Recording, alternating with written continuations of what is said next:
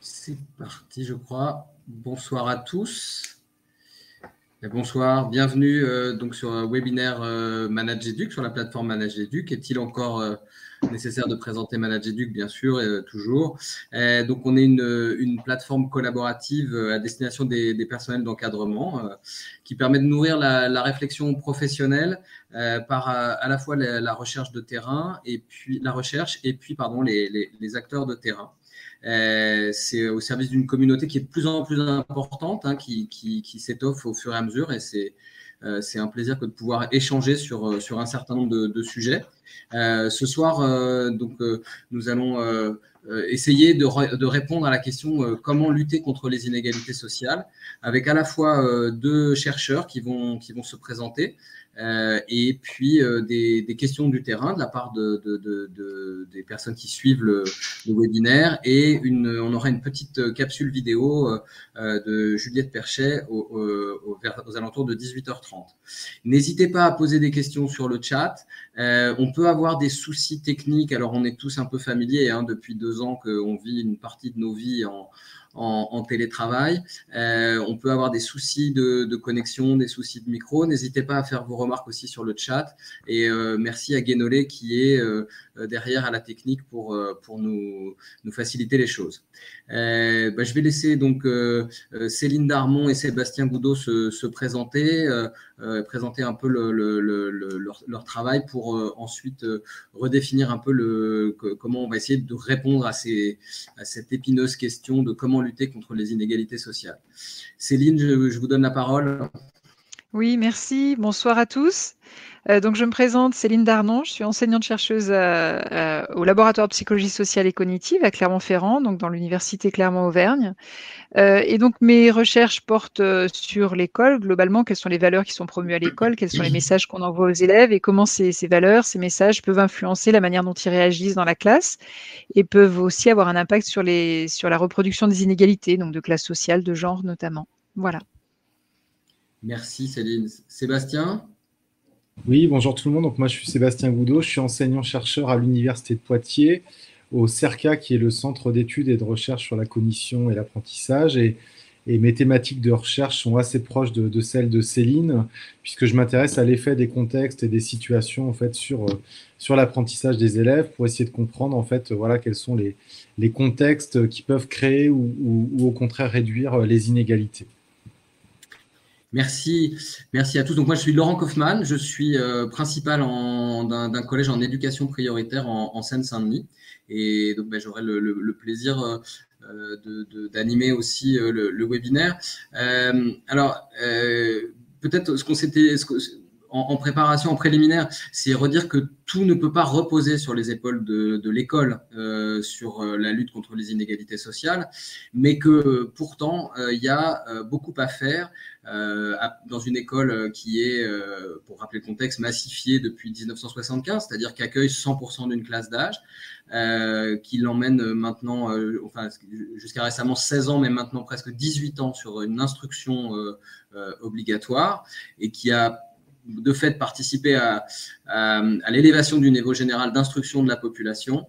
Et pour autant, les différents chiffres, et on en a encore eu de récents de la part de l'OCDE, l'institution scolaire a du mal à lutter contre les inégalités sociales. C'est-à-dire qu'on retrouve malheureusement des chiffres assez proches de ceux que Bourdieu a utilisés quand il a écrit les héritiers sur les enfants des classes favorisées dans les meilleures places au niveau de la réussite scolaire, qui est aussi souvent la réussite sociale. Et pour autant, voilà, quelles sont les pratiques qui permettent de lutter contre les inégalités sociales? Quels sont les apports de la psychologie? Céline et Sébastien vont nous éclairer un peu sur à la fois un état des lieux et sur ce qu'on peut faire, parce que c'est quand même un peu notre idée c'est de battre en brèche les déterminismes et essayer de trouver des réponses individuelles et collectives à ces questions-là. Peut-être sur la définition et sur l'état des lieux, Sébastien, vous commencez, puis Céline prendra la suite. Oui, je veux bien. En écho de ce que vous venez de dire, effectivement, est très important. C'est-à-dire qu'on dit effectivement souvent l'école reproduit les inégalités, puisque nous, on s'intéresse aux situations, aux contextes qui vont construire de l'inégalité. Mais quand on dit ça, effectivement, il faut vraiment avoir en tête que, bien évidemment, il y a tout un tas de logiques sociales qui dépassent très largement le cadre de l'école et en fait qui contribuent en fait au fait que certaines situations construisent de l'inégalité, hein. Il y a vraiment des logiques purement économiques, purement structurelles en fait qui vont en fait quand même influencer ce qui se passe dans la salle de classe. Donc c'est important parce que d'une part, on ne peut pas faire porter la responsabilité sur les enseignants, les équipes. Et dans le même temps, si on veut être un peu optimiste, il faut se dire que quand même, ce qui se passe dans la classe, on peut agir dessus. Il y a quand même des leviers d'action possibles pour essayer de réduire les choses. Pour compléter, pour peut-être essayer de faire un état des lieux très bref des recherches, c'est que quand on parle du poids des situations, du poids des contextes sur les inégalités, on a tendance en fait en psychologie sociale à identifier plusieurs niveaux de situation et ça illustre bien ce qu'on vient de dire, c'est-à-dire que ces différents niveaux en fait pour beaucoup dépassent le cadre de la classe. On a tendance à parler, quand on parle de la situation, on parle d'une part bien sûr des interactions immédiates, donc ça peut être eh bien effectivement certaines pratiques enseignantes, les interactions entre les élèves, hein, le fait qu'ils se comparent entre eux, par exemple. Mais au-delà des interactions immédiates, il y a l'organisation du système éducatif, le fait de mettre en place une sélection, par exemple, à l'entrée à l'université. On sait que ça a des conséquences en amont sur ce qui peut se passer en fait dans la tête des élèves. Et puis, c'est un ensemble de croyances, par exemple, les stéréotypes sociaux, les stéréotypes de genre, la croyance dans le mérite individuel. Ce sont des croyances, en fait, qui sont pas nécessairement produites, et bien souvent, c'est pas le cas par l'école, par les enseignants, mais pourtant, ces croyances, en fait, elles vont influencer ce qui se passe dans la classe, elles vont influencer la perception des élèves, des enseignants, de leurs parents, enfin des parents d'élèves. Et on sait aujourd'hui que ces croyances, notamment les stéréotypes et la croyance dans le mérite individuel, elles jouent un rôle très clairement dans la construction des inégalités. Voilà. Et donc, c'est vrai que dans nos recherches, on peut s'intéresser à ces différents niveaux de la situation, donc les croyances culturelles, le fonctionnement du système éducatif ou les interactions plus immédiates pour essayer de regarder comment ça peut créer de l'inégalité. Merci Céline. Oui, je peux peut-être pour compléter ce que disait Sébastien, vous avez tous les deux amorcé la question de la sélection qui est en effet centrale sur la question des inégalités sociales. Pourquoi? Parce qu'en fait, il y a pas mal de recherches issues de différents courants qui ont identifié que le rôle de l'école, il est en grande partie, alors bien sûr, il est de former des masses, hein, c'est-à-dire d'élèves, c'est de faire en sorte que les élèves ressortent avec un certain niveau de connaissances et de compétences, mais le système éducatif joue aussi une fonction de sélection, c'est-à-dire qu'il va s'agir de répartir les individus, donc les élèves qui seront plus tard des adultes, dans des positions sociales qui sont très différentes. Donc cette idée repose sur le fait que on vit dans une société qui est marquée par un certain nombre d'inégalités. Voilà, il y a des inégalités de salaire, de statut, de prestige, etc. Et que finalement, c'est au système éducatif qu'on confie la tâche de répartir les individus sur ces positions sociales qui sont plus ou moins privilégiées. Donc dans ce système-là, il existe en fait, indépendamment de ce que les enseignants disent dans la classe, une sorte d'enjeu de sélection qui est présent dans le système éducatif et qui imprègne forcément les pratiques des enseignants et également les motivations des élèves. C'est-à-dire que la sélection est là, même si on préférerait se dire qu'on ne fait pas du tout de sélection et qu'on va être plutôt dans une dynamique de formation. Alors pourquoi c'est une question importante? Parce qu'il se trouve que justement, les recherches en psychologie sociale, par exemple, ont montré que les situations de sélection ou de compétition, hein, par exemple, typiquement, si on dit, voilà, là, il va s'agir pour vous d'essayer de montrer que vous êtes bon ou d'essayer d'être le meilleur, voilà, toutes ces situations-là, c'est des situations qui justement vont avoir tendance à accentuer les inégalités entre les bons élèves, les mauvais élèves, entre les élèves issus de milieux favorisés, les élèves issus de milieux défavorisés, entre les garçons et les filles, et j'en passe. Hein, d'accord?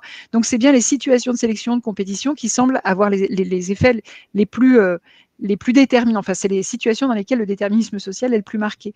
Donc voilà, ça permet de faire le lien entre ce que vous disiez tout à l'heure, c'est-à-dire que l'école est intégrée elle-même dans un système plus général où il existe des inégalités, c'est certain, et donc elle participe à ce processus parce qu'on lui assigne dans la société le rôle de sélection, le rôle de répartition des élèves, des individus dans des positions qui, dans la société, sont très inégales.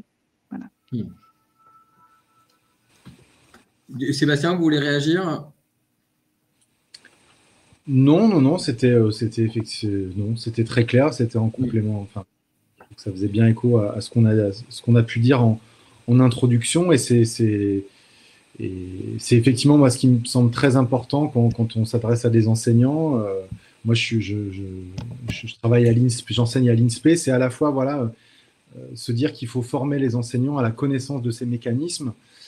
Sans trop les culpabiliser, parce que sinon il peut y avoir une réaction de rejet, de se dire voilà, ben, on va encore dire que l'école reproduit les inégalités, on va encore dire que c'est la faute des enseignants, et c'est vrai que j'ai pu observer parfois une espèce de réaction de rejet, donc il faut trouver le moyen de faire prendre conscience aux enseignants l'intérêt d'aller se former à la compréhension des mécanismes, et sans leur faire porter toute la responsabilité, mais en même temps, voilà, aussi leur dire que il y a des leviers d'action possibles, et qu'effectivement, au quotidien, il y a des choses à faire qui peuvent peut-être pas changer les inégalités à l'échelle de la France, mais au moins dans leur classe, agir sur ces dynamiques au quotidien. Oui, parce que c'est un peu. Alors, on va revenir. N'hésitez pas hein, de votre côté à poser des questions. On va essayer de balayer un peu premier degré, second degré, supérieur, même si on est au cœur plutôt de l'enseignement secondaire. Mais ces enjeux, vous l'avez bien montré, Sébastien et Céline, c'est que à la fois on forme des masses, mais effectivement, il y a un moment donné se pose la question de la sélection. À l'issue du collège, on va vers la voie professionnelle ou vers la voie générale et technologique. Et puis à l'issue du lycée, il y a le fameux couperet Parcoursup sur lequel on dira probablement quelques mots tout à l'heure. Dans votre travail, Sébastien, vous avez fait émerger ce que vous essayez je pense, de dire aux professeurs de l'ESPE, c'est-à-dire que ce qui se passe dans la famille va avoir une influence sur ce qui se passe en classe. Est-ce que vous pouvez peut-être en dire un mot un peu plus précis? Oui, tout à fait. Alors c'est vrai que nous, la psychologie sociale, on s'intéresse au pouvoir de la situation sur en fait les élèves, mais on est un peu à l'interface entre la sociologie qui va plutôt aller essayer de comprendre effectivement les logiques, par exemple, de socialisation familiale, et puis la psychologie cognitive qui va elle, s'intéresser aux processus impliqués dans l'apprentissage. Et c'est vrai que dans nos travaux, on s'intéresse beaucoup aux travaux de sociologues qui montrent justement comment en fait la socialisation en fait des enfants varie selon l'origine sociale. Par exemple, dans les familles favorisées, on va avoir tendance à avoir certaines pratiques en fait qui sont beaucoup plus rentables scolairement que dans les familles moins favorisées. Alors bien évidemment, lire des histoires aux enfants, les emmener au musée, mais aussi ce que certains sociologues appellent la pédagogisation de la vie quotidienne. Vous avez des invités chez vous, vous allez demander à vos enfants de compter le nombre d'invités, de mettre le couvert et de vérifier qu'il n'y a pas un décalage entre le nombre d'assiettes et puis le nombre de convives. Toutes ces pratiques, en fait, qui sont culturellement situées, ça ne veut pas dire que les parents de milieu populaire sont déficients, ce qui est un peu parfois une espèce de croyance que les parents de milieu populaire, en fait, manqueraient des compétences ou de la motivation à faire... à transmettre le goût de la scolarité aux enfants, mais c'est plutôt que voilà, c'est des logiques de vie qui sont liées en fait au métier qu'on exerce, qui sont liées au niveau d'éducation qu'on a atteint.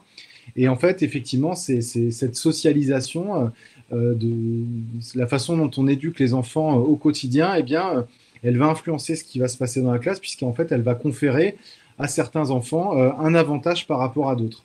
Et en fait, on le voit très tôt. Là, on a des études qu'on mène en ce moment, notamment à l'école maternelle, où on filme les enfants et leurs interactions dans la salle de classe à l'école maternelle. Et on voit clairement comment certains enfants en fait, ont un avantage très important dans les moments de classe, notamment les moments où on les fait parler sur qu'est-ce que vous avez fait chez vous, qu'est-ce que vous avez fait pendant le week-end, qu'est-ce que vous avez fait pendant les vacances, où certains enfants en fait, ont un avantage très important puisqu'ils ont une expérience qui est plus facilement valorisable. Ils ont aussi plus l'habitude de raconter ce qu'ils font chez eux et ça va produire en fait des comparaisons dans la classe et ça va amener en fait très tôt dans la tête de certains élèves finalement que eh bien ils sont peut-être pas faits pour l'école ou ils sont moins intelligents que les autres. En fait, quand on se met dans la tête d'un d'un jeune enfant de 3-4 ans qui est exposé comme ça à ses enfants, qui ont plein de choses intéressantes à dire, qui ont de l'aisance à parler, en fait, c'est difficile de ne pas arriver à la conclusion que, eh bien, finalement, cet enfant-là est plus intelligent que moi, il a plus de choses intéressantes à dire. Voilà, c'est compliqué d'accéder à d'autres types d'explications. Merci Sébastien. Et du coup, Céline, ça fait le lien aussi avec les pratiques pédagogiques alors, est-ce que les enseignants poussent à la compétition les élèves dans le système éducatif, ou au contraire, c'est pas forcément les pratiques pédagogiques qui génèrent ça?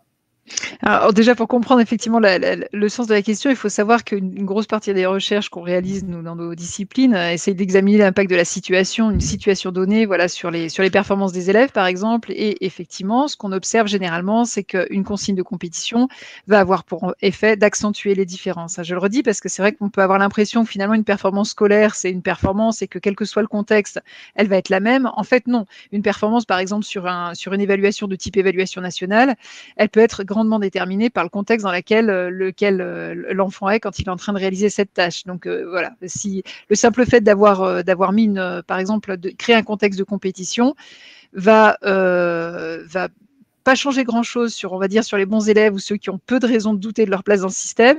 Mais par contre, pour tous ceux qui sont fragilisés, parce qu'ils appartiennent à un groupe stigmatisé, parce qu'ils se sentent mauvais élèves, etc., parce qu'ils ont des attentes négatives, pour tous ces élèves-là, ça va créer un contexte que nous on qualifie de menaçant pour le soi, pour l'intégrité du soi.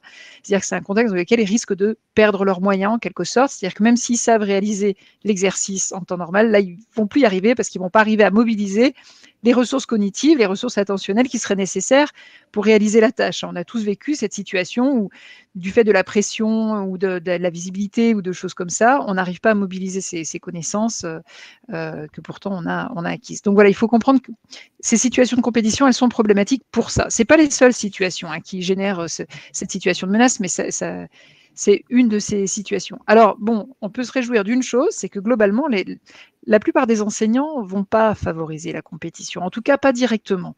Notamment dans les établissements avec une forte proportion d'élèves issus de milieux défavorisés. Je crois que très spontanément, les enseignants ne sont pas dans une dynamique de compétition parce qu'ils comprennent que ce n'est pas ce qui va marcher pour les élèves. Donc ça, c'est plutôt heureux, c'est plutôt positif. Cela dit, comme je le disais tout à l'heure, en fait, cette promotion de la compétition, elle ne se fait pas forcément via le discours des enseignants, mais elle se fait plus par le fonctionnement même du système. C'est-à-dire que l'élève qui a compris comment fonctionnait le système scolaire, ou qui a des parents qui l'ont bien compris et qui lui l'ont transmis, l'élève comprend que réussir à l'école, c'est un enjeu, c'est quelque chose qui n'est pas anodin, parce que s'il réussit à l'école, il va pouvoir aller plus loin, etc. Et donc, il a des chances d'accéder à des positions sociales plutôt intéressantes. Donc, s'il ne l'a pas compris, ses parents sont là pour lui le rappeler. Donc, il y a un enjeu autour de la réussite scolaire. Donc, même si l'enseignant promeut la coopération, l'entraide, etc., ce qu'ils font très souvent, et ils ont raison de le faire, l'enfant peut quand même percevoir dans cette situation évaluative un enjeu de sélection avec les effets qui y sont associés. Donc, c'est compliqué parce que voilà, comme je vous le disais, la promotion de la sélection, de la compétition, c'est pas quelque chose qui se limite vraiment au discours des enseignants. C'est quelque chose qui est présent dès lors que les enfants comprennent l'enjeu qui pèse autour de la réussite scolaire. Voilà. Ils le comprennent d'autant plus avec l'exemple qu'on a évoqué tout à l'heure, c'est-à-dire les choix d'orientation. Quand ce sont des choix, à l'issue du collège, donc on oriente les élèves avec, même en étant bien inspiré et bienveillant, l'orientation vers la voie professionnelle, elle est définitive. On ne revient pas de la voie professionnelle vers la voie générale. On a beau avoir créé des passerelles, il y a quelques poissons volants, comme on dit, mais ça ne constitue pas la majorité de l'espèce. Donc, il y a beaucoup de... c'est intégré par les familles et par les élèves. Et pour autant, d'un point de vue du discours de l'institution, il y a des parcours de réussite en voie professionnelle qui sont exemplaires et des parcours d'échec vers la voie générale quand on ne va pas au bout du cursus du baccalauréat ou qu'on ne va pas à l'université ensuite. Donc, il y a effectivement cette intégration de cette forme de sélection qui s'opère sans le dire tout en le faisant, quoi. Il y a quelques personnes qui ont réagi, qui proposent la lecture du rapport du dernier livre de Jean-Paul Delahaye, effectivement, qui un parcours assez exemplaire puisque issu de milieux très très modestes, il raconte son parcours scolaire et il est allé jusqu'en haut de l'échelle éducation nationale puisqu'il a été directeur général des affaires scolaires, c'est-à-dire le numéro 2 du ministère. Et qui raconte effectivement son témoignage d'enfants issus très, très lucides sur le milieu dont il est issu et sur la compétition scolaire qui commence très tôt, comme vous le rappeliez Sébastien tout à l'heure, sur par exemple dès 4-5 ans, un enfant qui a raconté son quotidien familial, les comparaisons se font quand même malheureusement assez vite.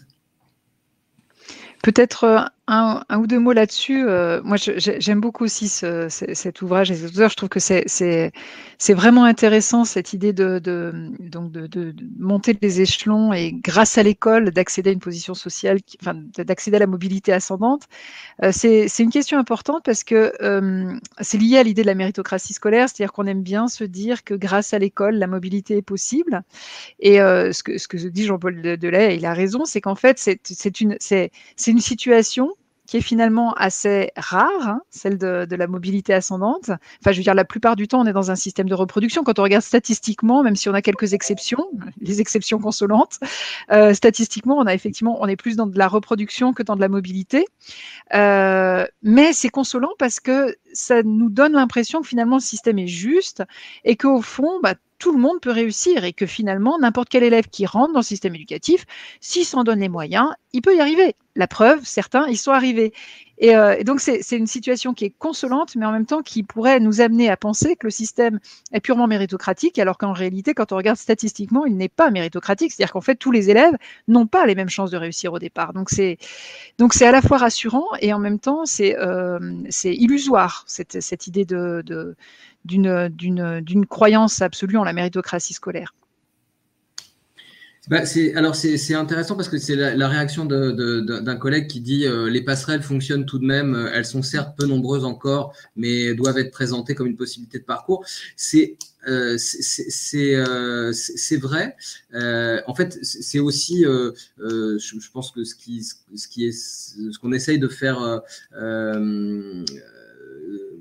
advenir comme réflexion, c'est-à-dire qu'il y a les statistiques qui sont parfois implacables, mais il y a aussi justement les parcours individuels liés justement à l'évolution des pratiques pédagogiques de certains enseignants qui sont capables d'accompagner tout au long d'un cursus scolaire, ce qui est au-delà d'une année scolaire, des élèves vers des parcours de réussite. Mais c'est vrai qu'il faut qu'on arrive à… Il y a une espèce de mise en tension dans le système éducatif entre des logiques qui sont, vous venez de le rappeler Céline, qui sont quand même un peu implacables d'un point de vue statistique. Et heureusement, aujourd'hui, on se rend compte qu'il y a quand même des possibilités. Et c'est ça qui, à mon avis, est à développer et à faire connaître. Et y compris sur justement la formation des enseignants. Est-ce que vous pouvez en dire un petit mot l'un et l'autre, la question de la formation des enseignants, des équipes, du climat scolaire? Sébastien, tu veux y aller? Sur la formation des enseignants, alors moi je peux dire quelques mots sur la formation des enseignants plutôt du premier degré, puisque moi j'interviens à l'INSPE, mais j'interviens auprès des enseignants qui préparent le concours ou qui ont eu le concours dans le premier degré. Donc la formation des PLC, elle est encore très différente, mais c'est vrai que la place des sciences humaines et sociales est relativement faible par rapport à… C'est une formation qui est très disciplinaire, mais ce qui est lié aussi à la préparation du concours, hein, bien évidemment, il y a des raisons à ça. Mais c'est vrai que voilà, on a de la formation en psychologie cognitive, en psychologie sociale, en sociologie, en sciences de l'éducation, donc elle existe. Après, il y a des orientations très différentes. Elle est liée aussi aux enseignants-chercheurs qui sont présents. C'est-à-dire qu'en fonction des enseignants-chercheurs qui sont présents dans les INSPE, vous n'allez pas avoir forcément le même contenu de formation. Voilà. Et après, on a effectivement les séminaires de recherche où les enseignants-chercheurs, les futurs enseignants se forment à la démarche de recherche à travers la réalisation d'un mémoire, mais là aussi, les thématiques de recherche sont très liées aux enseignants-chercheurs qui sont présents. Donc, je pense que les choses changent vraiment. Moi, j'ai été professeur des écoles plusieurs années avant de faire un Master 2 et une thèse. Et c'est vrai que voilà, c'était il y a 15 ans. Hein. Moi, j'étais à l'UFM il y a 15 ans. En 15 ans, les choses ont énormément bougé. Donc, je pense que les choses vont vraiment dans le bon sens. Après, je ne suis peut-être pas objectif, mais je pense qu'il faudrait encore aller plus loin, à la fois dans les contenus disciplinaires, à la fois dans la formation à la recherche, parce que c'est aussi le fait de se mettre dans une démarche de recherche permet aussi de prendre conscience d'un certain nombre de choses. Et puis après, il y a la question de la formation continue également, bien évidemment. Hein. C'est comment, une fois qu'on est quand on est en poste, on peut continuer à se former sur ces questions-là. On en redira un mot, la formation continue. Céline ? Oui, moi je pense que la formation, elle est essentielle, la formation des enseignants, mais à nouveau, je suis désolée de revenir là-dessus, mais je pense que c'est leur faire porter beaucoup de responsabilités. C'est-à-dire, bien sûr qu'ils ont un rôle à jouer, bien sûr qu'ils peuvent faire de leur mieux pour que dans la classe, ça se passe bien et pour créer un climat de classe qui soit le plus favorable possible aux apprentissages. Donc ça, c'est certain, et la formation, elle peut être très utile là-dessus, d'autant plus qu'ils sont demandeurs de formation, hein, notamment dans l'enquête SYNLAB le montre, hein, ils sont très demandeurs de formation sur des tas de questions, y compris sur comment réduire les inégalités sociales dans la classe. Donc, vraiment, mais à nouveau, je crois que c'est leur faire porter beaucoup de responsabilités parce que tout ne repose pas sur les enseignants. Et donc, après, on pourrait avoir tendance à dire oui, mais alors s'il y a des inégalités sociales, c'est parce que les enseignants ont été mal formés ou parce qu'ils ont mal fait leur travail d'enseignant. Alors qu'en réalité, s'il y a des inégalités sociales, c'est bien souvent pour d'autres raisons que ce que l'enseignant a essayé de faire dans sa classe. Et il y a un résultat qui est intéressant dans l'enquête SYNLAB, c'est que justement, on observe que donc on a mesuré, pour ceux qui n'ont pas lu le rapport, mais on a mesuré un certain nombre de pratiques, enfin à quel point les enseignants disaient mettre en pratique dans la classe certaines choses, donc comme par exemple voilà, les devoirs, la répétition, le fait de présenter l'erreur comme un outil utile pour apprendre, enfin toutes ces choses qui ont été identifiées par la littérature scientifique comme des facteurs qui ont plutôt des effets positifs ou des effets négatifs ou pas d'effets sur les apprentissages.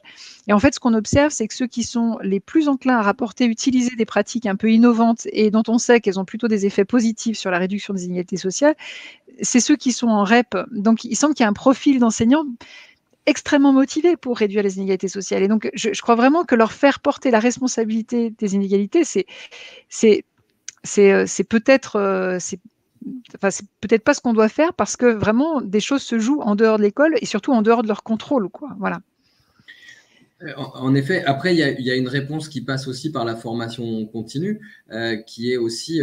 c'est des métiers qui sont des métiers très solitaires, les métiers d'enseignants, les métiers d'encadrement aussi. Et du coup, à mon sens, et la recherche semble le confirmer, développer des pratiques collaboratives et travailler au développement professionnel tout au long d'une carrière.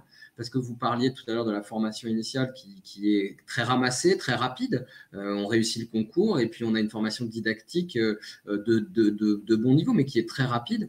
Il y a une partie des choses qui va se résoudre aussi sur la logique collaborative, sur laquelle on n'est peut-être pas totalement en avance dans l'institution française, peut-être. Alors, c'est vrai que sur la logique, ça, c'est vrai que les recherches ont tendance à montrer que si on est sur une logique collaborative, on peut faire des tas de choses vraiment, vraiment intéressantes et surtout, on va transmettre des valeurs aux élèves qui sont plutôt autour de l'inclusion, etc., avec des effets positifs, non seulement sur les apprentissages, mais aussi sur le développement de compétences sociales. Et donc, voilà, c'est sûr que la collaboration, c'est quelque chose qui peut marcher, mais à nouveau, je suis pas sûre que faire suivre une formation sur la coopération, par exemple, soit suffisant pour réellement générer des dynamiques collaboratives au sein des établissements. C'est-à-dire qu'il existe un système qui est en place avec des pratiques, et ces pratiques ne sont pas toujours faciles à changer. Et donc, même un enseignant qui serait motivé, par exemple, pour mettre en place de la coopération dans sa classe, voilà, ce ne sera pas forcément facile pour lui de trouver le soutien dans l'établissement et dans l'institution plus généralement pour créer ça, entre autres parce que l'institution attend de l'enseignant tout un tas de choses qui ne relèvent pas de la coopération. Hein.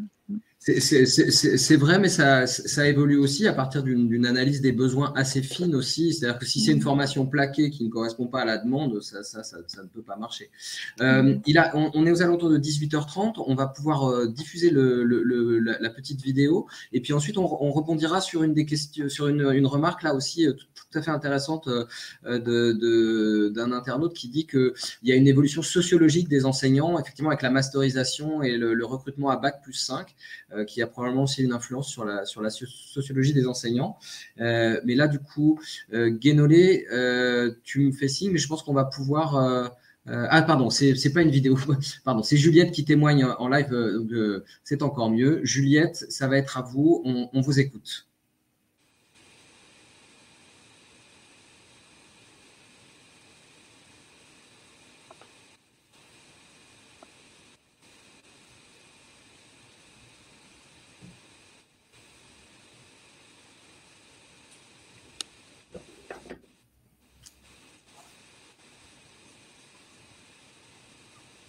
Alors, Juliette est en train de se connecter. Voilà.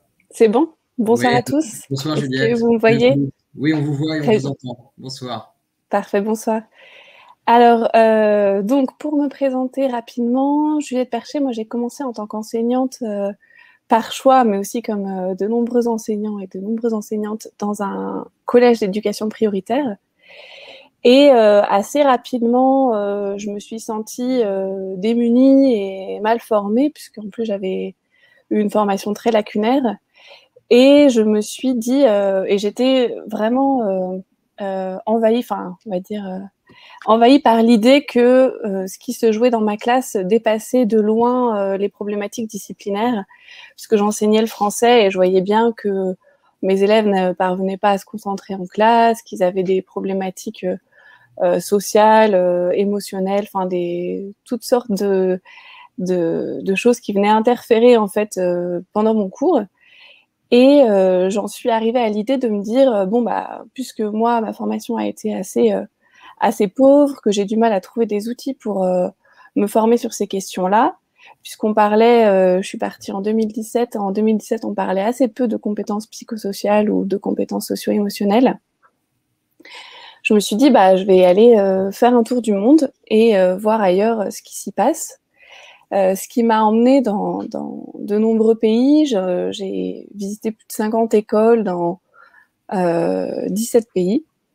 Et j'ai fini ce tour du monde, enfin presque à la fin, par la Finlande, que j'attendais impatiemment comme évidemment la terre de l'éducation et la terre sacrée de l'éducation, disons.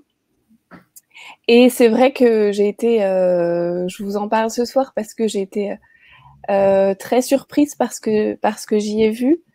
Peut-être commencer par cette anecdote. En fait, ma première heure de cours, j'ai assisté à une heure de cours en primaire et je suivais une enseignante qui me dit quand j'arrive à l'école, oh là là, aujourd'hui j'ai une journée interminable. Il était enfin, ces cours commençaient à 9h. Et elle me dit, oh là là, aujourd'hui, je termine à 14h. C'est vraiment la journée la plus longue de la semaine.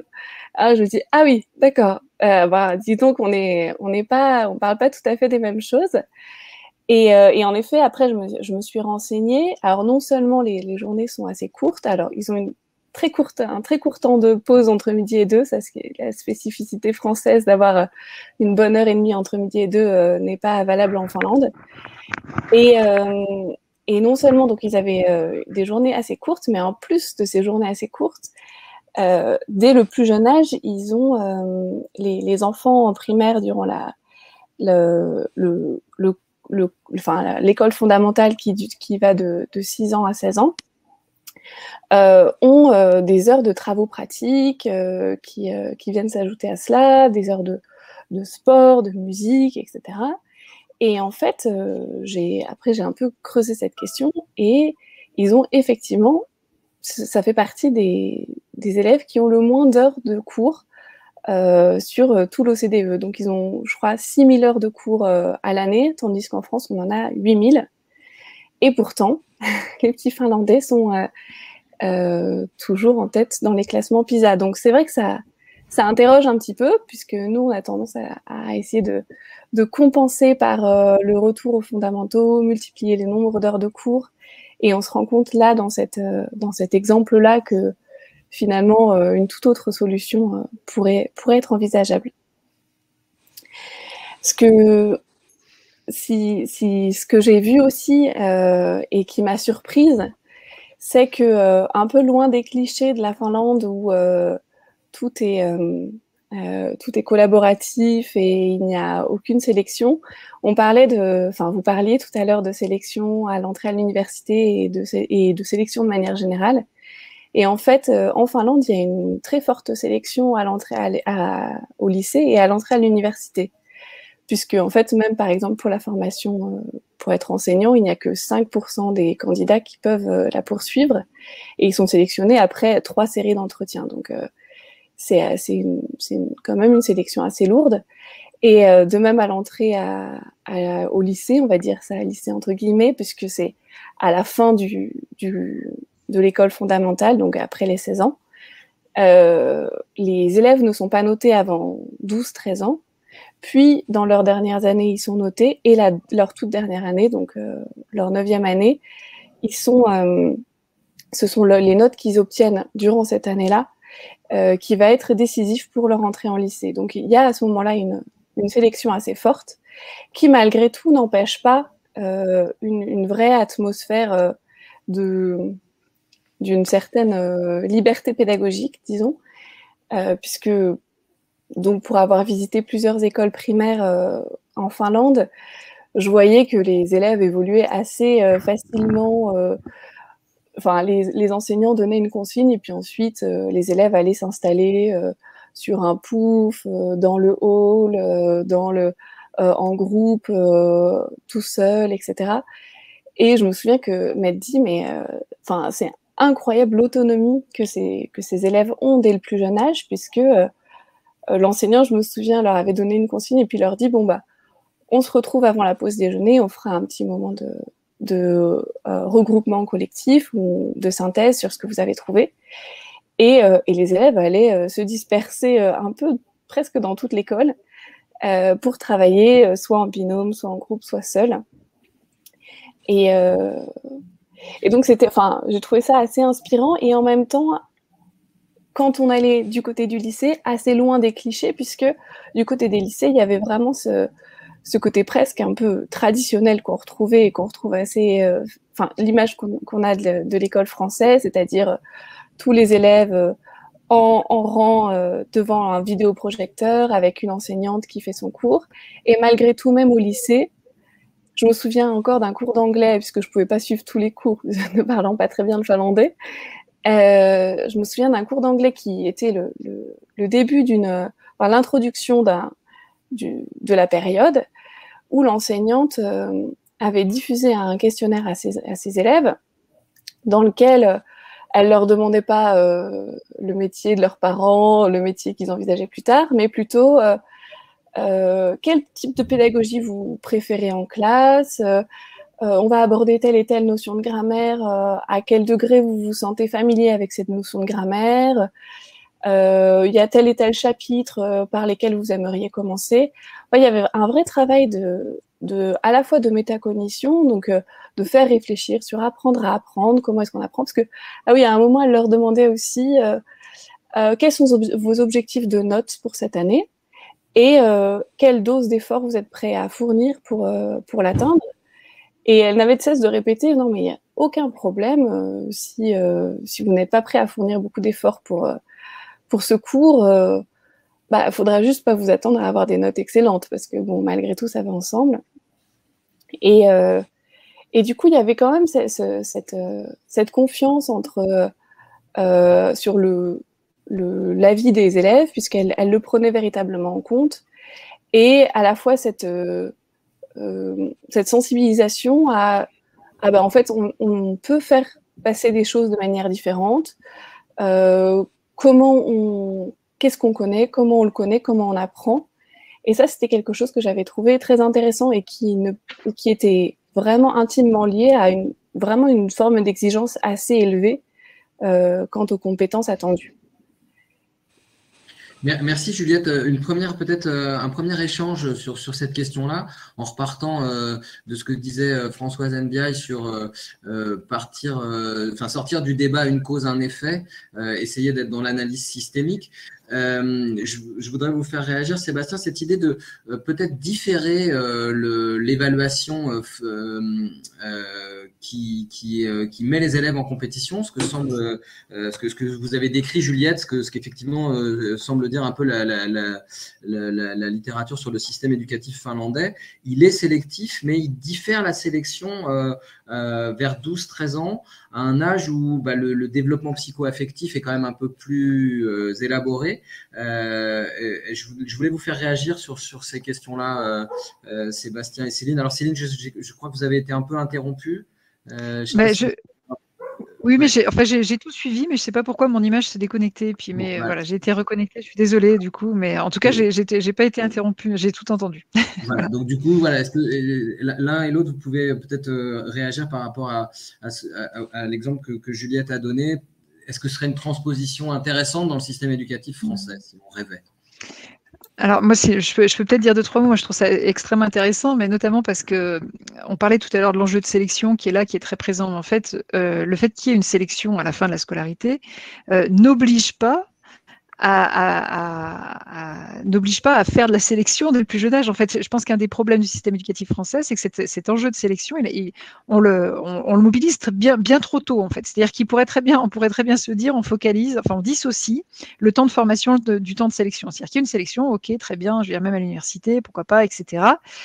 Qui est une sélection très bien, mais il ne faut pas que cet enjeu de sélection vienne déranger nos pratiques pédagogiques. Parce qu'à partir du moment où elles imprègnent la classe, on va être gêné dans tout un tas de choses, on va mettre en place moins d'innovation pédagogique, on va créer des contextes qui sont délétères pour les élèves, etc. Donc je crois qu'il y a vraiment cette idée dissociée que j'aime bien dans l'exemple qu'a pris Juliette. J'ai l'impression que là-bas, ils admettent l'idée de la sélection, mais ok, ça viendra plus tard. C'est pas quelque chose que je dois gérer en tant qu'enseignant dans ma classe tout de suite. C'est quelque chose qui arrivera plus tard. Moi, ce que je fais, mon job d'enseignant, c'est d'élever le niveau de connaissance de tous les élèves et je ferai ça jusqu'au bout.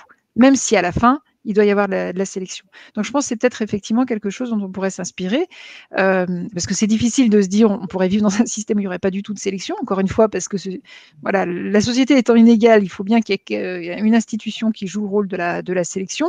Donc, on peut se dire, comme on n'arrive pas à supprimer cet enjeu de sélection, déjà, si on arrivait à le sortir des situations qui sont censées être focalisées sur la formation, ce serait déjà vraiment intéressant. Sébastien, une réaction? Oui, écoutez, c'est vrai que alors moi je suis pas spécialiste des enquêtes PISA, mais et des systèmes éducatifs européens, mais il y a quand même quelques données, semblerait-il, qui tendent à montrer qu'effectivement que les pays qui sont les moins inégalitaires, où l'origine sociale a le moins d'impact, en fait, ce sont les pays en fait qui retardent le plus longtemps la compétition. Ça ne veut pas dire qu'elle n'existe pas, qu'il n'y a pas une sélection à un moment donné, mais effectivement, les pays du Nord, traditionnellement, semblent repousser beaucoup plus loin le moment où les élèves, effectivement, font des choix d'orientation un peu plus définitifs, et donc avec la sélection qui est associée. Et ces pays semblent être plus inégalitaires. J'entendais un débat l'autre jour avec il y avait plusieurs personnes, dont des personnes qui sont à la Commission européenne, justement en éducation, qui semblaient avoir fait ce travail plus poussé, qui semblaient arriver exactement aux mêmes conclusions, dire qu'effectivement, voilà, il y a un lien entre le niveau de sélection, de compétition d'un système éducatif en Europe, le niveau de confiance en soi des élèves et le poids de l'origine sociale sur les parcours et les performances. Donc, effectivement, il semblerait, même si c'est des études corrélationnelles, donc on peut pas mettre en évidence l'impact d'un facteur en particulier, mais en tout cas, cette tendance semble se dégager en effet. Juliette, dans ce que vous avez observé en Finlande et ailleurs, dans les 16 autres pays, si j'ai bien entendu,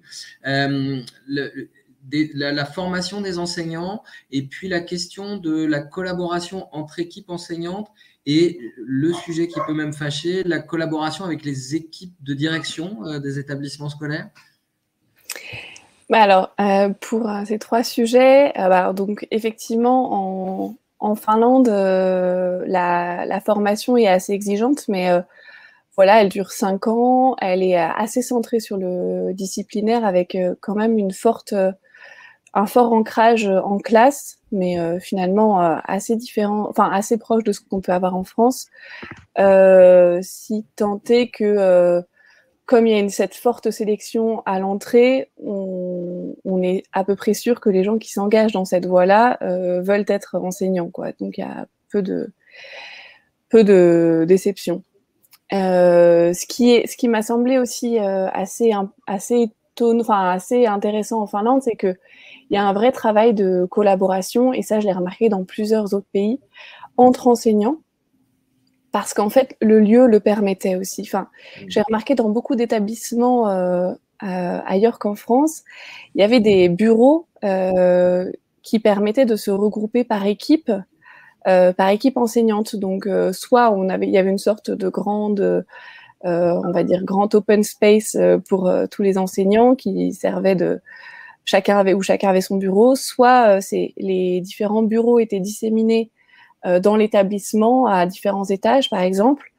Et là, tous les membres d'une équipe pédagogique, par exemple, avaient leur bureau à un même endroit.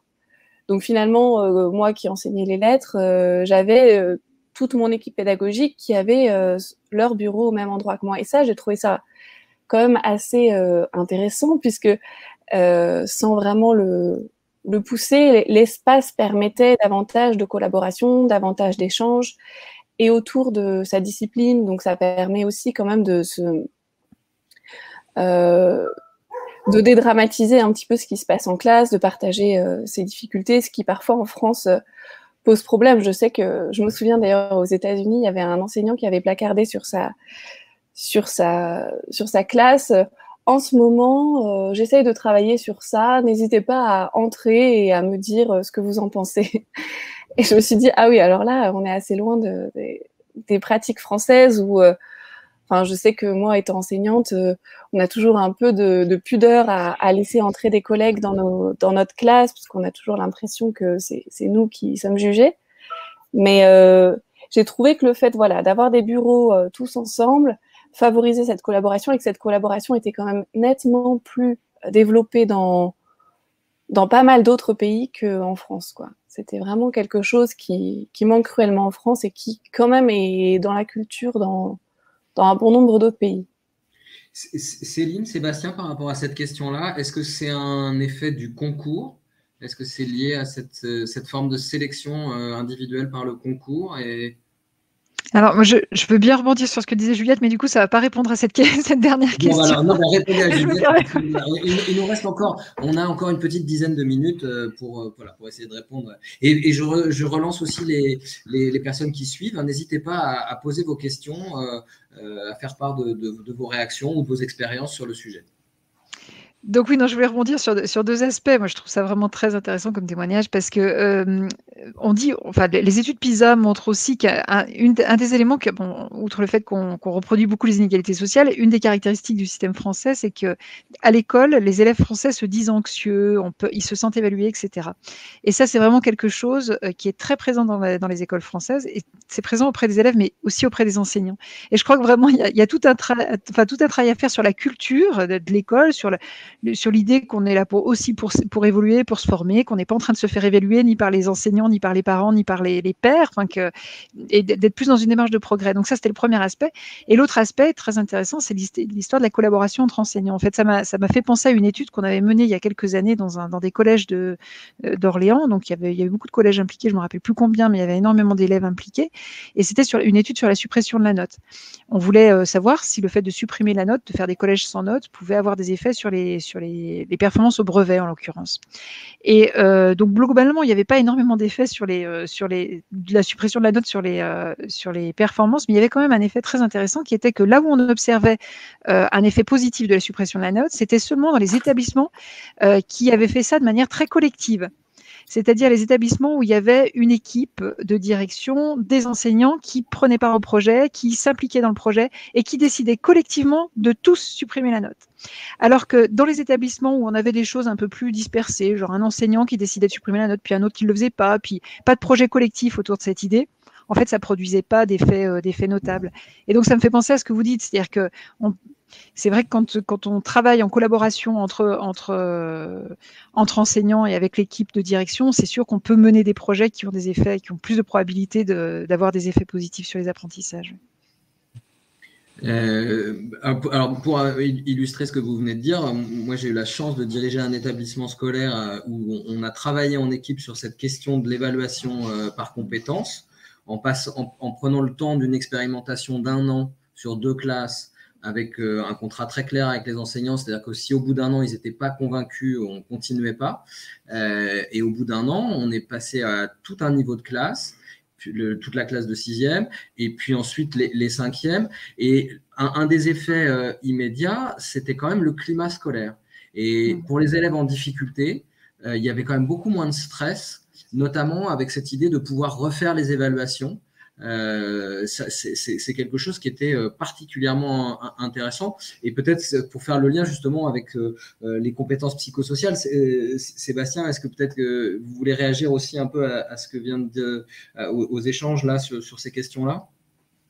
Oui, bah, je suis vraiment complètement d'accord là, par rapport à ce qu'ont dit Juliette et Céline. C'est vrai que j'ai aussi travaillé, et d'ailleurs en partie avec Céline, sur les collèges sans notes. Et donc, je suis allé dans beaucoup d'établissements là, de mon académie qui ont supprimé les notes.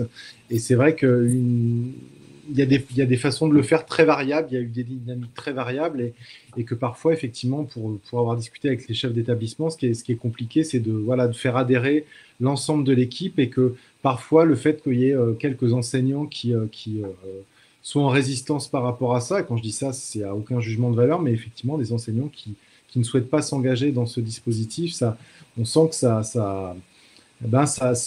a des conséquences sur l'ensemble de l'équipe, sur l'ensemble des classes, puisque vous pouvez avoir des élèves qui entendent des discours très différents par rapport à ça, qui peuvent être aussi alimentés parfois par la résistance et les inquiétudes des parents.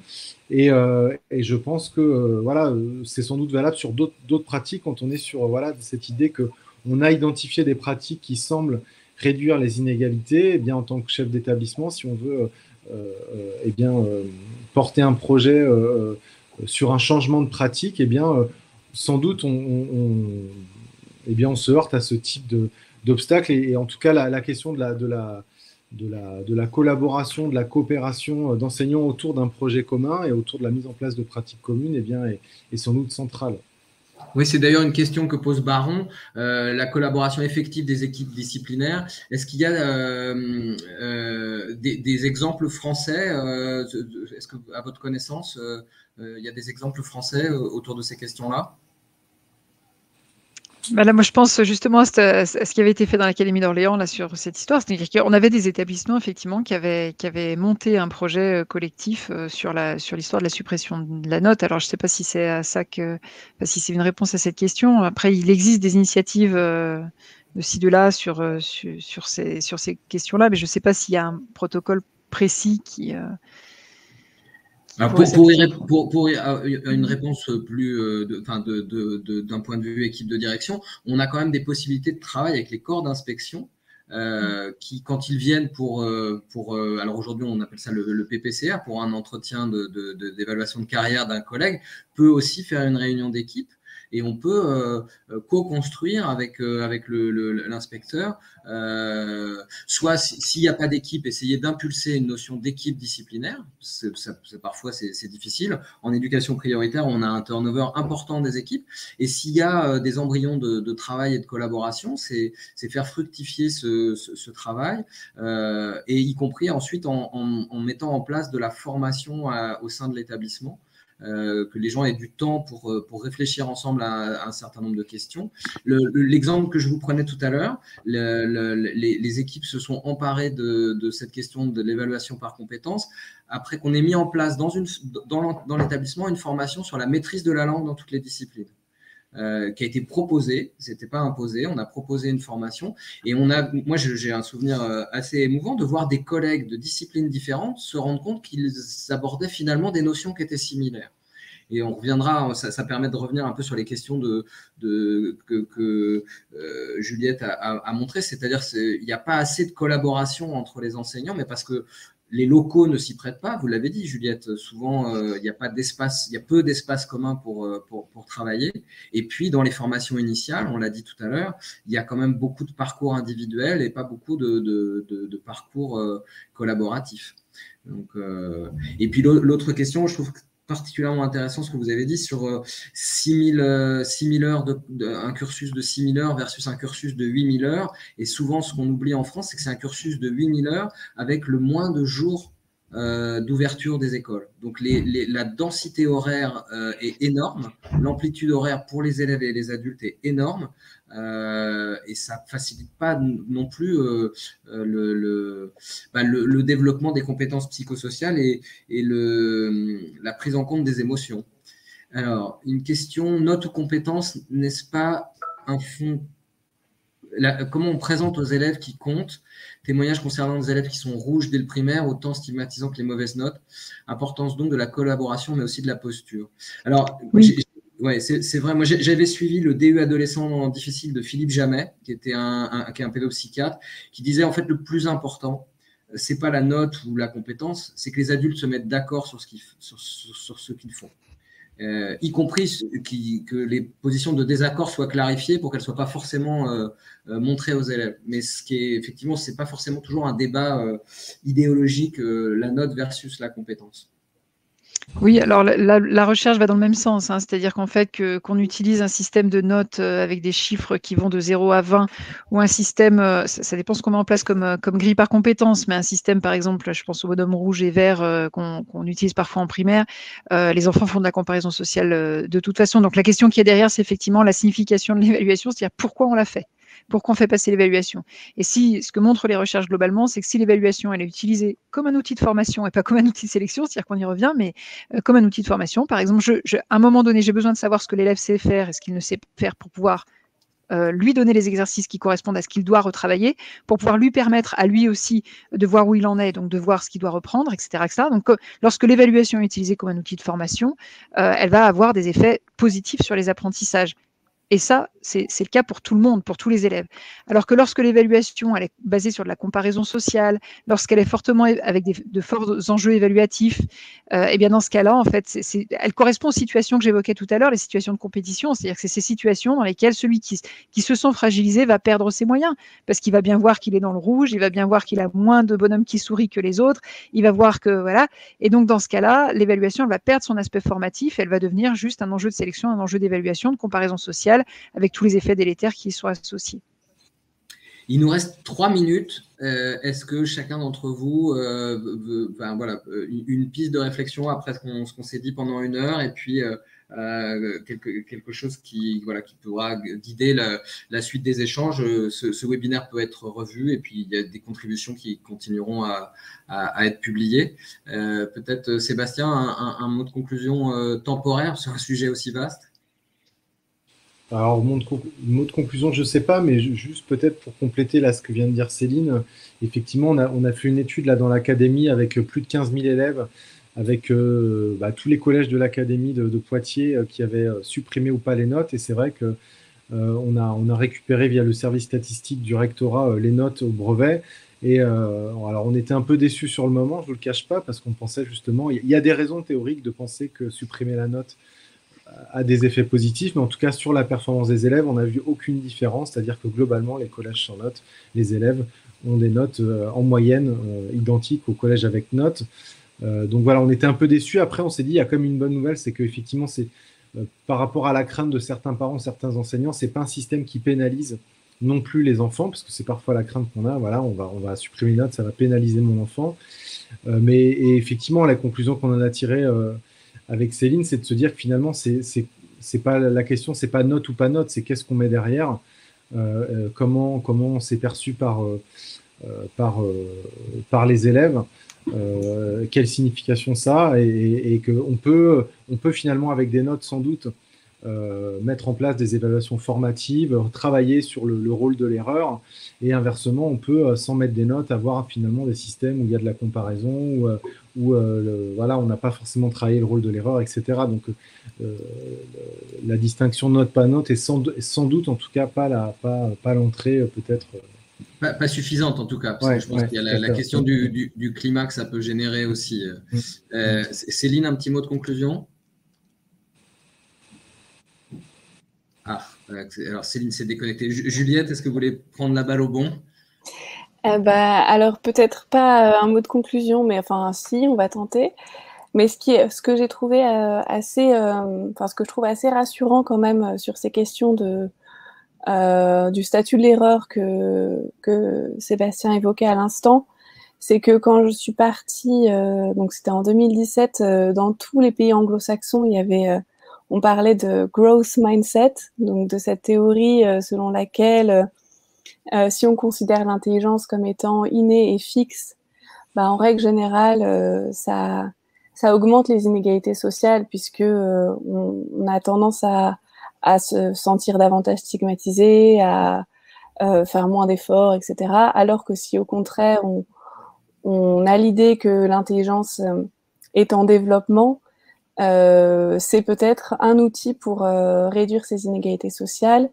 Donc ça, c'est Carol Dweck qui est psychologue aussi, qui est chercheuse en psychologie, qui l'a posé. Et je vois que de plus en plus, on en parle en France. Donc ça, je trouve ça assez positif. Et je pense que c'était aussi ce qui sous-tendait la grande enquête de SYNLAB, un apport théorique qui sous-tendait cette grande enquête. Donc j'ai l'impression que ça commence à infuser les esprits. Donc voilà. Oui, je crois que… Alors, on arrive au terme de ce webinaire. Effectivement, je crois que ce qu'il faut qu'on garde en tête, et c'est une des réactions aussi, des dernières réactions de Françoise Ndiaye, l'école comme creuset de la société, que la coopération soit plus valorisée entre les élèves, entre les enseignants. C'est aussi ce qui va nous permettre de répondre aux défis du 21e siècle que toutes nos sociétés vont connaître. Donc, c'est probablement une piste, et on sent que c'est un débat qui est de plus en plus puissant à l'intérieur de l'institution scolaire, et ManagerEduc se fait le relais aussi de ces questions et de ces débats. Merci beaucoup à tous les trois pour vos apports et pour les échanges. Merci à ceux qui ont posé des questions. Évidemment, voilà, sur un sujet aussi dense, j'espère que surtout, voilà, on a continué d'impulser la réflexion et l'optimisme de l'évolution des pratiques collaboratives des enseignants, des équipes de direction au service de tous les élèves. Merci à tous et très bonne soirée. À bientôt sur ManagerEduc. Merci. Merci beaucoup. Au revoir.